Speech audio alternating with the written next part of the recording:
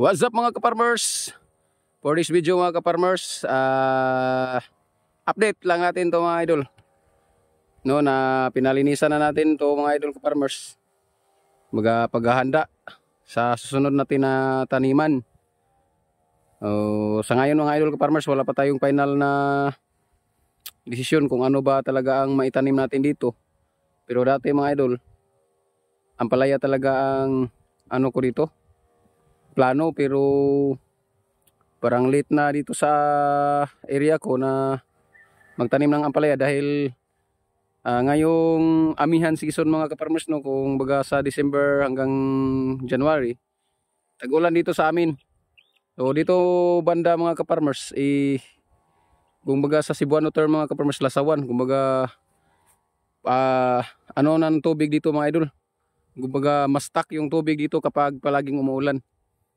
So siguro dito banda mga ka-farmers, bandang ibabaw o baga na napataas yan ng kaunti or ano kumpara dito sa kabilang dulo na nasa baba.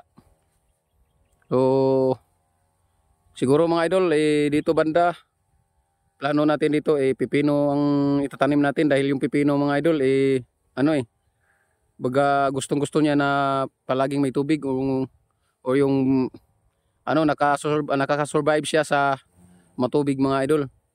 So siguro ay mag-iba ng plano natin ngayon mga idol. Kung dito banda sa bandang itaas, siguro aywan ko lang kasi sayang naman yung ano talong natin kung mapabayaan mga idol. O siguro sitaw or matuloy ang ampalaya dito banda mga idol ka-farmers. Kumbaga hahatiin natin to dito sa nilagyan ng mga drum. So dito sa kabila so abangan niyo na lang mga idol ka-farmers, no, kung ano ba talaga ang maitanim natin dito. Sa mga nagtatanong ng ano ba ang ano natin, kung ano ba ang sikreto natin, kung bakit napanatili nating mga mga idol ka-farmers yung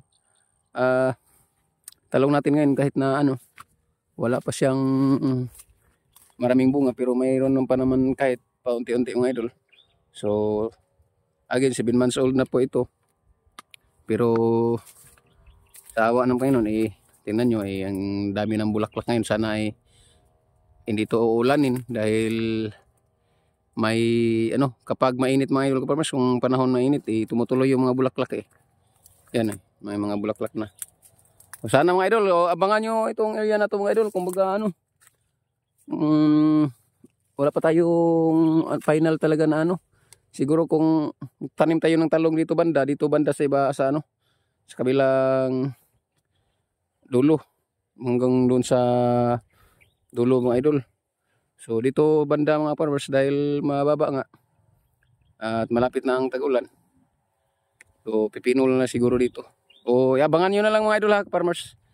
Sana ay huwag kayong magsawa na manood sa ating mga video about farming, at i-share ko sa lahat sa inyo mga idol ka-farmers. Kung ang mga pala mga ka-farmers, ang ginagamit natin na ano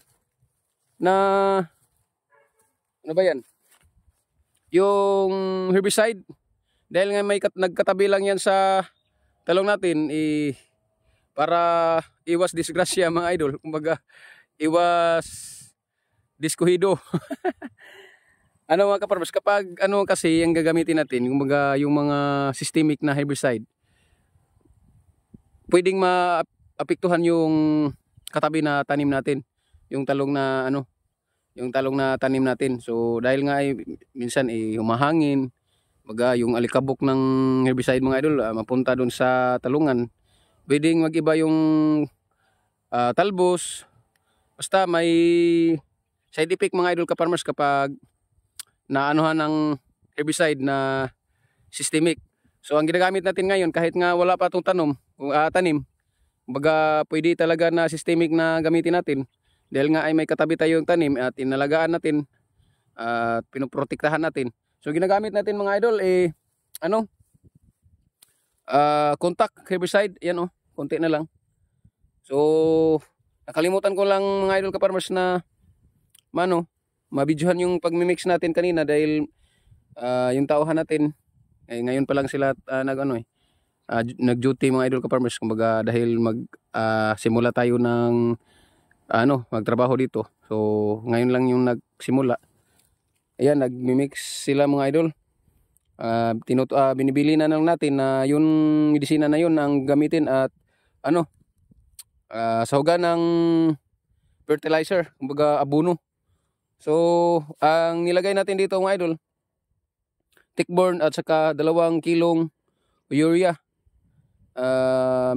Sinahugan natin ng urea ang herbicide natin para mas madali silang mga ka-farmers. Mas madaling masunog or mamatay yung damo. Ipakita ko dito sa inyo mga idol yung empty bottle natin.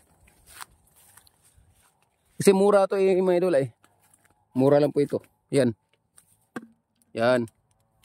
Tickborne ang ginagamit natin ngayon at empty ng plastic ng urea. So yan mga idol ka-farmers ang ginagamit natin na para safety yung tanim natin dito sa gilid. Dahil kapag yun nga sa sinasabi ko mga idol na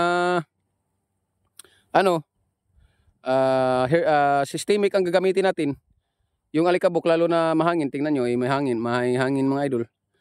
Baga kung mapadpad dito sa tanim natin talong pwedeng masira, pwedeng maapektahan. Hindi talaga pwede, talagang maapektahan or may side effect.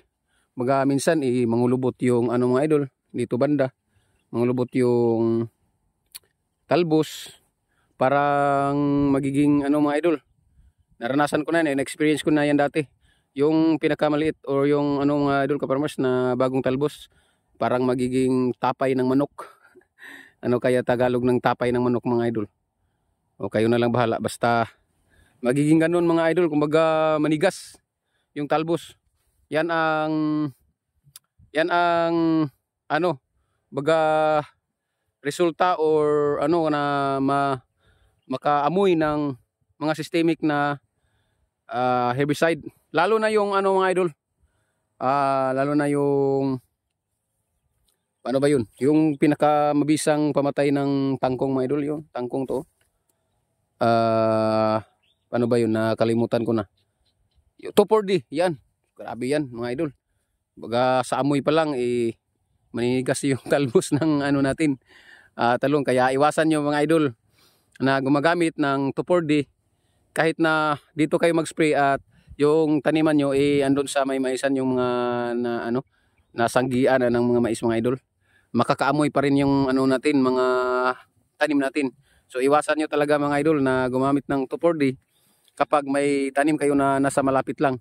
Okay lang yun kung dahil na nga sobrang mabisa yun pang yan sa mga dahon na malalapad, yung katulad ni tangkong, katulad ni mga idol, basta yung mga malapad na dahon o yung ang tigas-tigas na ng ibang chemical o yung ibang herbicide, yung maninilaw yun na dahon, mabilis ni 2,4-D yan.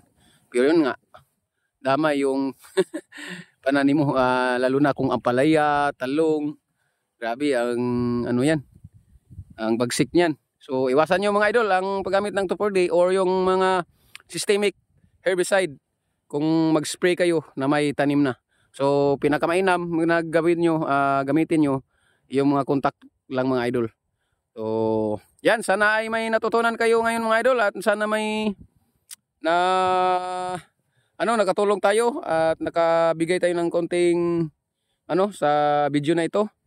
Tayo ay nag-share lang. So mga idol ka-farmers, sana ay abangan nyo ito, ang bagong inahanda nating taniman mga idol ka-farmers. Ayan lang muna mga idol ka-farmers. Thank you for watching. Happy farming mga idol ka-farmers. I love you all.